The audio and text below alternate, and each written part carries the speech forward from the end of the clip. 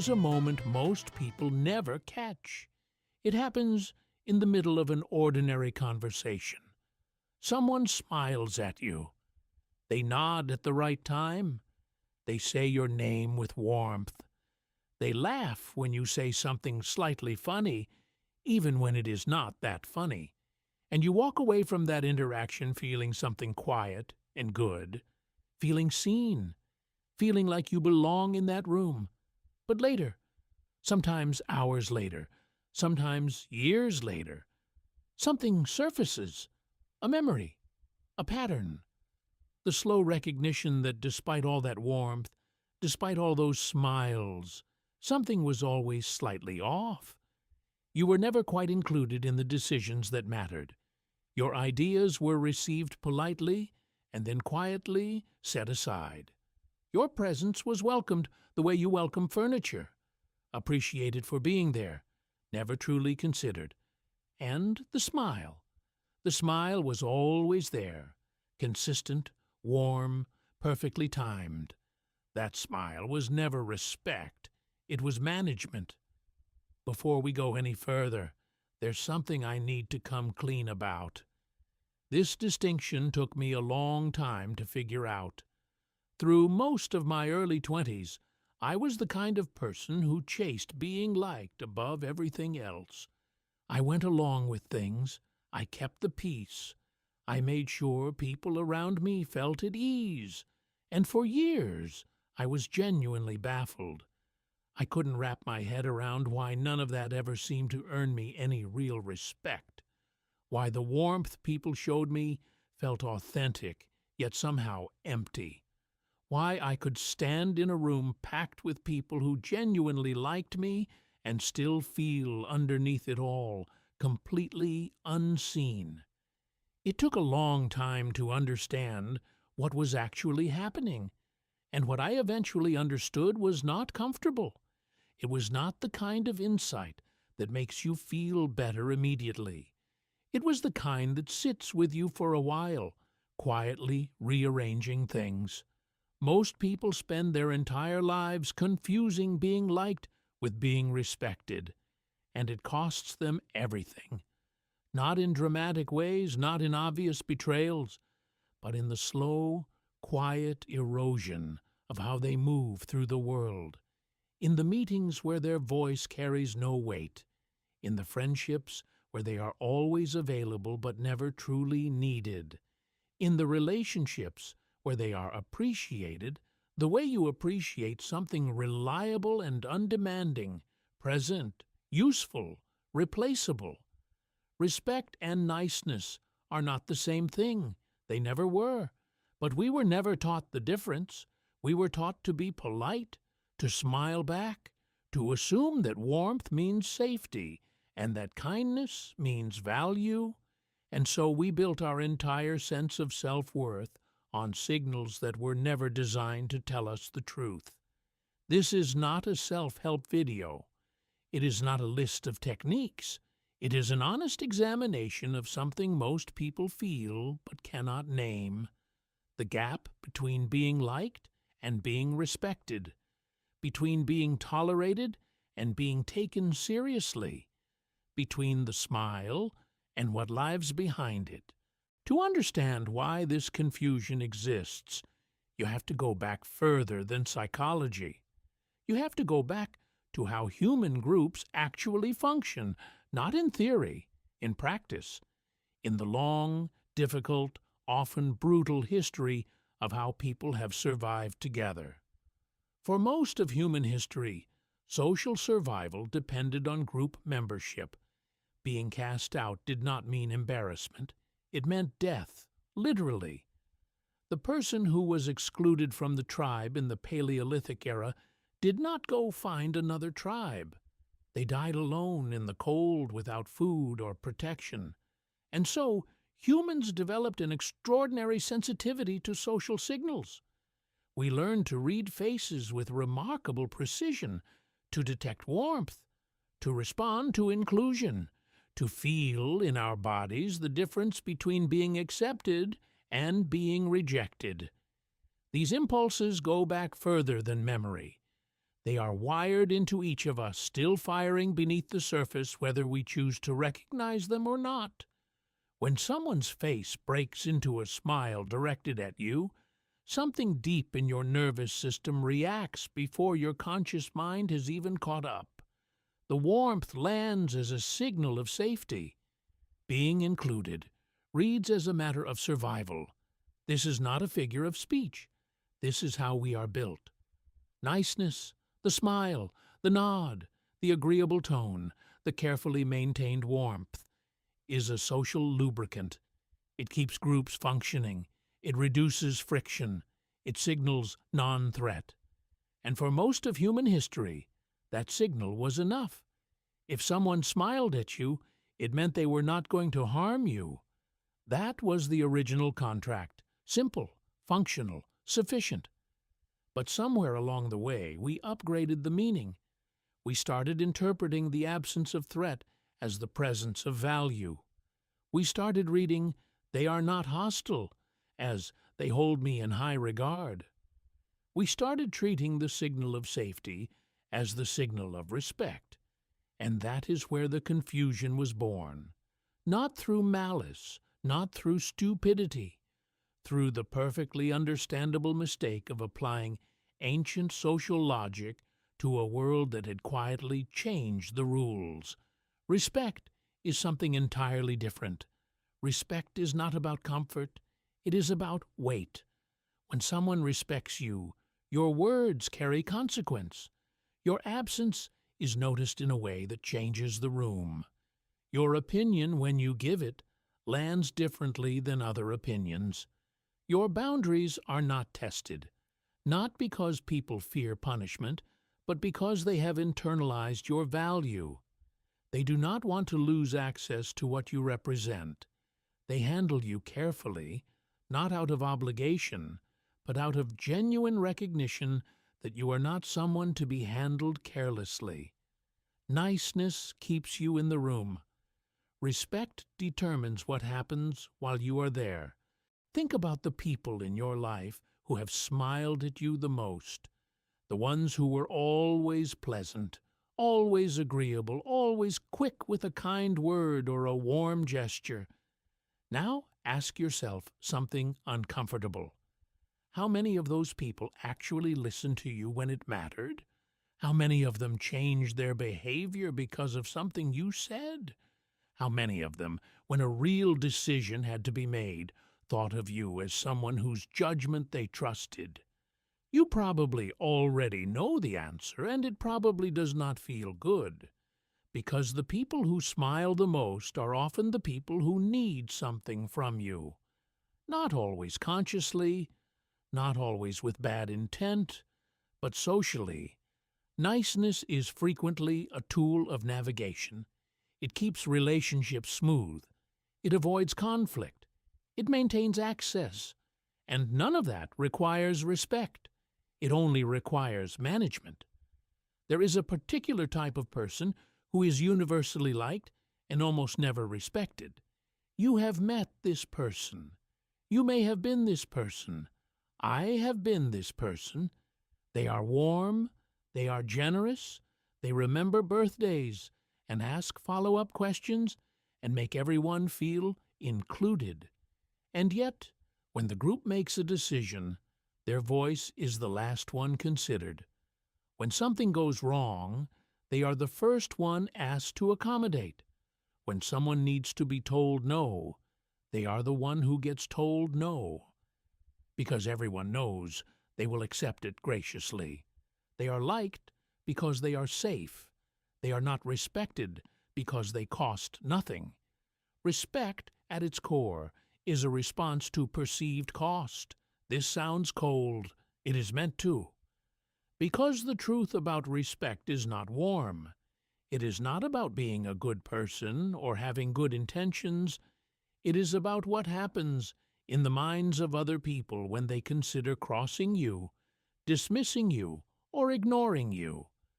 Respect is the internal calculation someone makes when they ask themselves, "What will it cost me to treat this person carelessly?"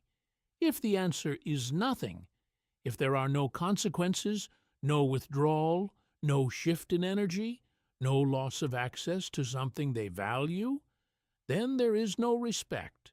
There may be affection, there may be appreciation, there may be genuine warmth, but respect requires stakes, and most people, without realizing it, have removed all the stakes from their relationships. They have made themselves endlessly available.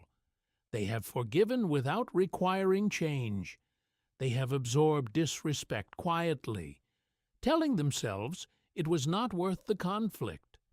They have smiled back at the smile, and in doing so, confirmed that the smile was enough. And the people around them learned, not consciously, not cruelly, but they learned. They learned that this person does not require careful handling, that their feelings are flexible, that their time is negotiable, that their presence can be taken for granted. This is not a character flaw in the people doing the disrespecting. It is a natural social response. Humans calibrate their behavior based on feedback. If someone consistently accepts being treated as secondary, the people around them will consistently treat them as secondary, not out of malice, out of habit, out of the quiet, unconscious logic of social dynamics. There is a documented pattern in social psychology that researchers have studied across cultures and decades.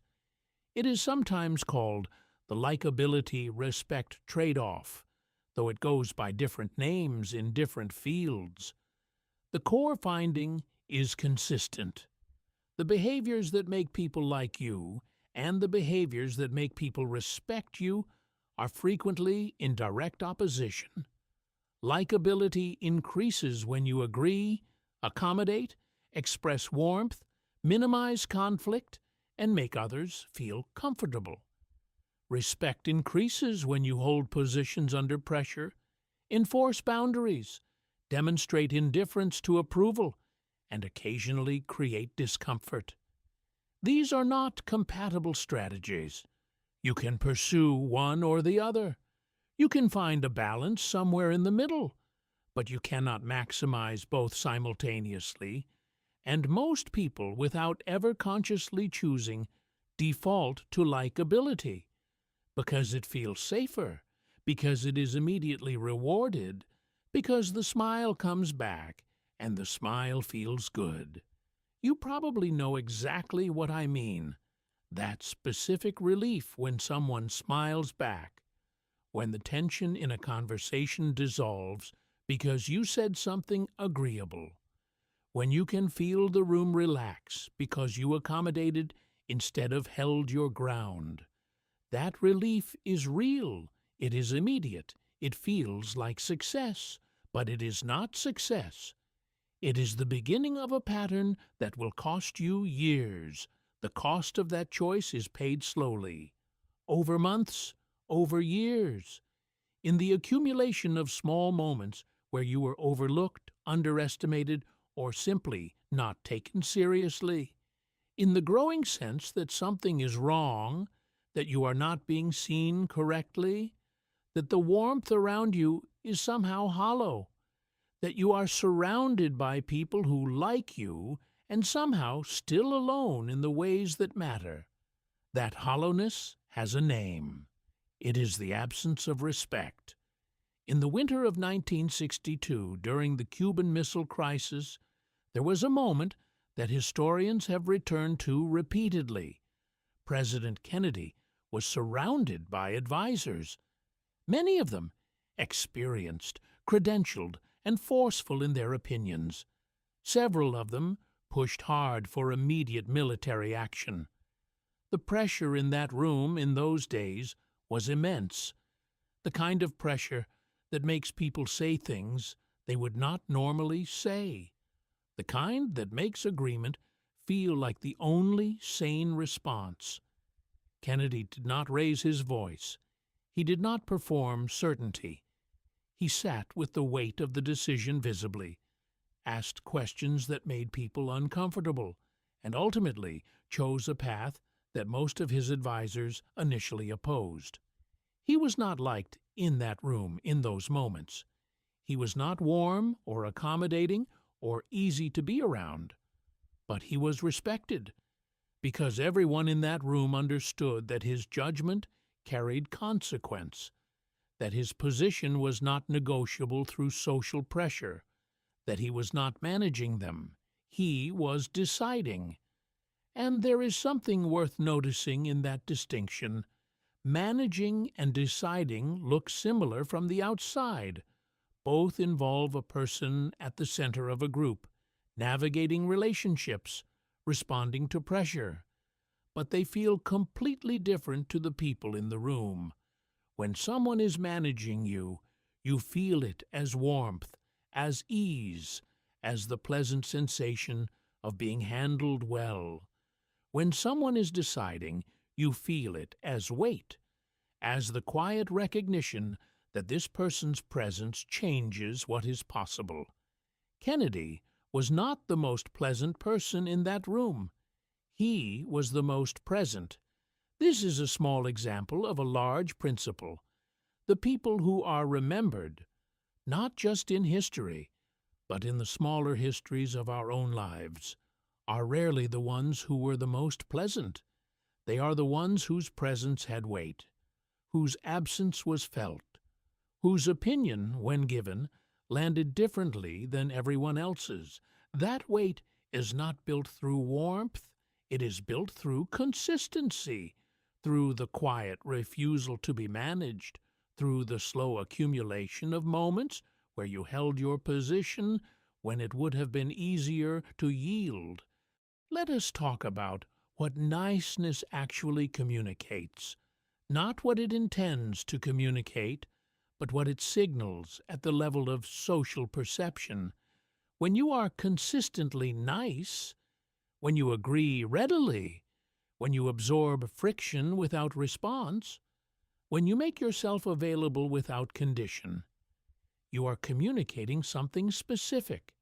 You are communicating that your primary concern is the comfort of the interaction, that you value the smoothness of the relationship over the accuracy of your own position, that you are willing to compress yourself to fit the shape of what others need.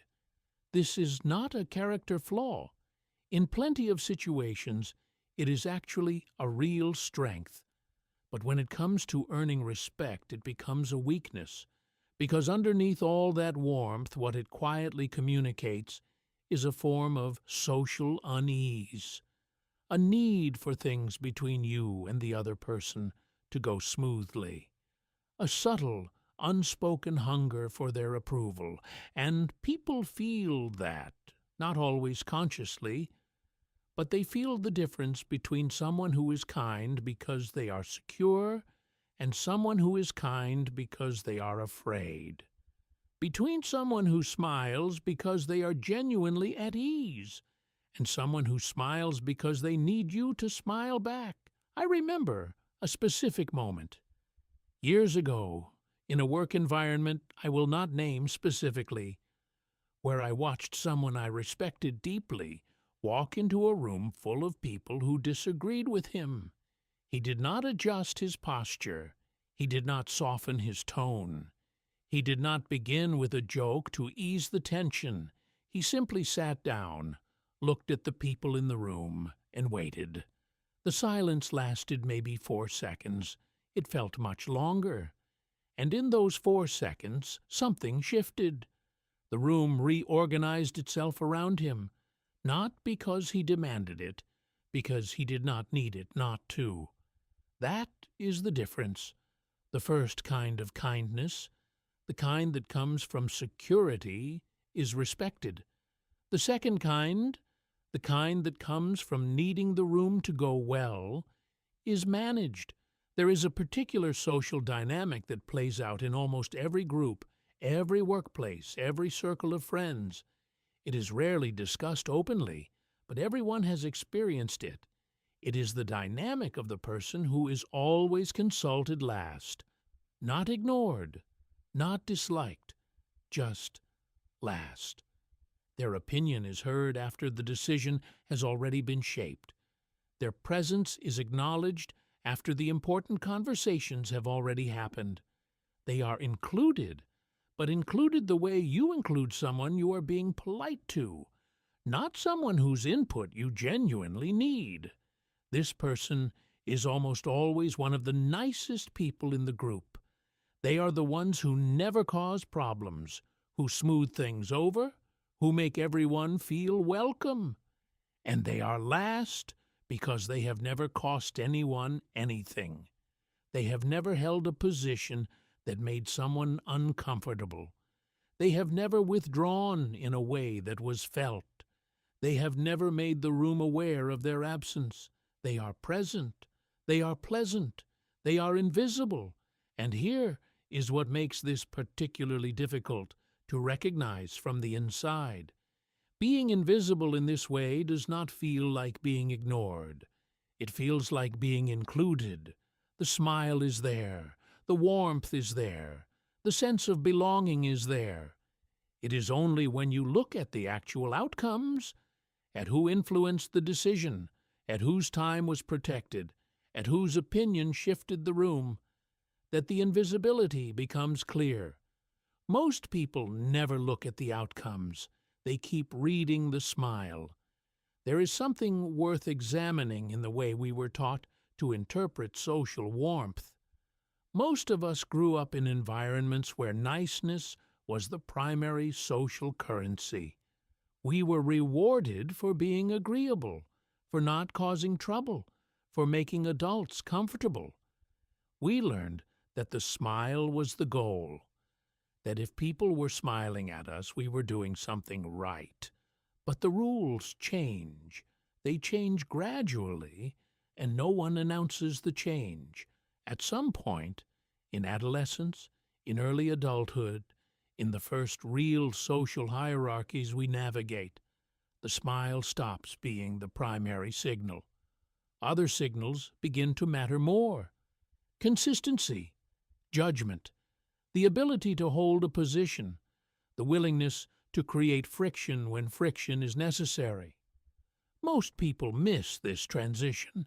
They carry the childhood logic into adult social dynamics and wonder why it stops working, why being agreeable does not translate into being valued, why being kind does not translate into being taken seriously, why the smile they receive feels increasingly hollow. The rules changed. They just never told you. In the early 1900s, in the years before the First World War, there was a particular culture of social performance that dominated European upper-class society. Politeness was not just a virtue, it was an art form. The ability to navigate a dinner party without causing offense, to say the right thing at the right moment, to maintain the appearance of warmth and ease regardless of what you actually felt, these were considered marks of civilization. And yet, within that culture, everyone knew who actually held power. It was not the most polished. It was not the most charming. It was the ones who could afford to be occasionally blunt, who could leave a room without explaining why, who could disagree with the consensus without social consequence. The politeness was the surface. Beneath it, the real social architecture was built on entirely different foundations. This is not some relic of the past. It is a pattern that shows up across every period in history, every culture, every social setting. The exterior is always inviting. What lies underneath it is always serving a different purpose entirely. When someone respects you, they do not interrupt you, not because they are being polite, but because they are genuinely interested in where your thought is going. They do not check their phone while you are speaking. They do not redirect the conversation away from your point before you have finished making it. When someone respects you, they remember what you said, not just the content, but the weight of it. They reference it later. They bring it up in other conversations. They treat your words as something worth carrying. When someone respects you, they are careful with your time. They do not assume your availability. They do not cancel on you casually, because they understand that your time has value, not because you have told them it does, but because they have internalized it. When someone respects you, they are honest with you, not brutally, not carelessly, but honestly. They do not tell you what you want to hear. They trust you to handle the truth, and that trust is itself a form of respect. Now consider the opposite, the person who is liked but not respected. They are interrupted regularly, not aggressively, just casually, the way you interrupt someone whose sentence you feel comfortable finishing. Their ideas are received warmly and then quietly set aside.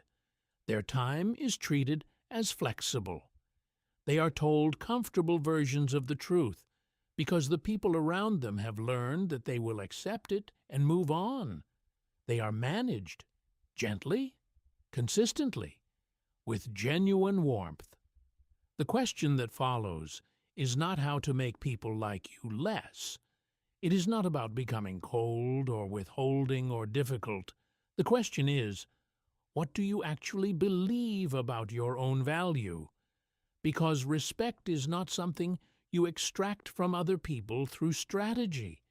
It is something that flows naturally from a particular kind of self-relationship, from the quiet, unperformed certainty that your time matters, that your opinion is worth holding, that your presence in a room changes something, that you do not need the smile to confirm your value, because your value is not located in the smile. People feel this. They feel the difference between someone who is secure and someone who is performing security. The first person is respected. The second is managed. More carefully, perhaps, but managed nonetheless. The wolf does not explain. It watches. There is something in that image that captures what respect actually looks like from the inside. Not aggression, not performance, just a particular quality of presence, unhurried, unafraid, uninterested in being managed. The wolf does not need the room to like it. It simply is what it is, fully and without apology, and the room responds accordingly.